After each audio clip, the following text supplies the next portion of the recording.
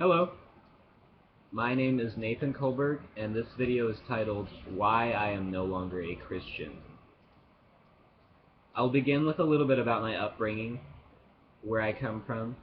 I was born into a fairly religious family. My mother remains quite religious and adopts a somewhat literal interpretation of biblical scripture, which is unfortunate. My stepdad used to be quite religious. Since then, he has mostly denounced his position in the church. He no longer attends church often. My biological father was never really committed to a formal, organized religion and has never imposed really any kind of beliefs on me in that sense, which I am very grateful for. I have attended many churches, especially as a child, been pushed in and out of several, Assembly of God, Methodist, Baptist, even one Catholic church once to my dismay. At the age of 12, I surrendered my life to Jesus Christ at church camp, no less, and it was a very cathartic, emotional experience, admittedly. Going back, I don't believe I would change what I did. It's a bit comical and laughable to me now, but there it is. I began questioning the existence of God really about the age of, I would say, 16, and for a couple of years I wavered between agnosticism and full-blown atheism. I would say by the age of 17 or 18, I considered myself to be an atheist, albeit an uninformed atheist. I just saw so many inaccuracies and fallacies in religion, and I just didn't want anything to deal with it. However, now, in the past couple of years, I have done more on my part as a researcher in terms of religion and atheism, and just kind of furthered my distance from a belief in God, really.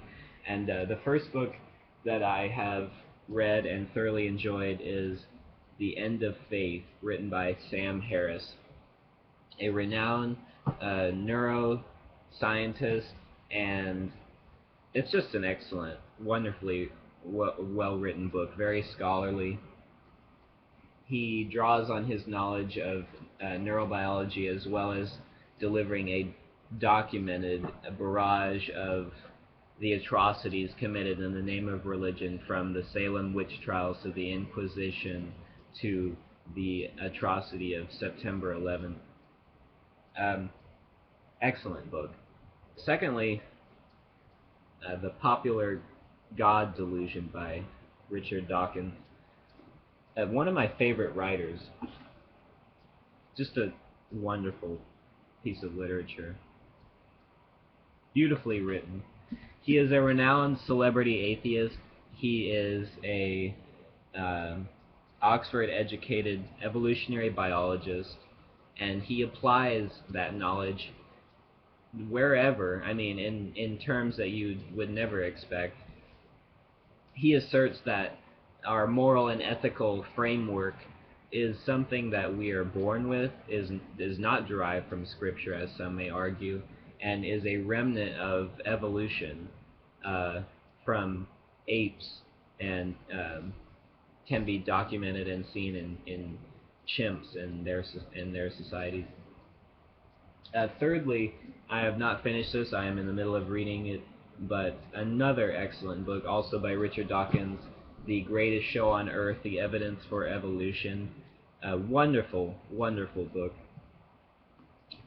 He writes from a different perspective in this one. He writes more as a scientist inspired with childlike appreciation and wonder of the beauty of evolution and the universe. It's really quite inspiring stuff. I highly recommend it. All three excellent books.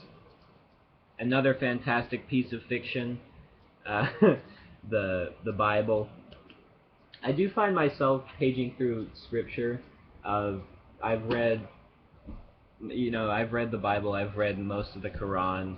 I mean, it's necessary really to formulate any opinions on something as vastly dividing as religion, with such different spectrums. You can't really discount a belief on anything until you've read the facts, and so I've read the facts.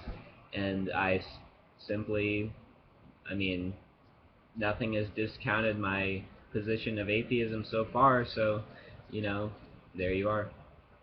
I've also watched a couple documentaries on religion, National Geographic, as well as um, one that comes to mind, The God Who Wasn't There, which is the documented account of a fundamentalist Christian who grew up, renounced his faith in Jesus Christ, and it films a documentary. And he actually revisits the Christian school that he attended and surrenders his life to Jesus Christ. And it's really quite emotional. He mentioned his ingrained fear of eternal damnation, and that was really kind of what pushed him from uh, being a Christian, and understandably so. It's a great documentary. Also, somewhat entertaining. The Bill Bill Maher's documentary Religulous. I'm not exactly the biggest fan of Bill Maher. I find him to be a bit condescending, a bit cynical. Uh, However, a lot of the things he says in his documentary, resonate, especially in terms of organized religion. There is a lot of uh, crap to sort through, for lack of a better word, and maybe he's the man to do it. So that was entertaining. As an atheist now, um, I find my life to be filled with far more vigor than it ever was a Christian.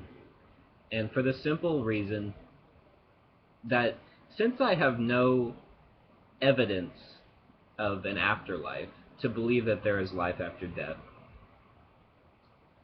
I find myself appreciating every day that much more. If I have only one life to live, why not make it worthwhile? And it's quite an emotional thing to even talk about now. However, there you are, and I have my mind set. If evidence, is there to disprove or prove the existence of God, then I will adjust my opinions thereof. But there you have it.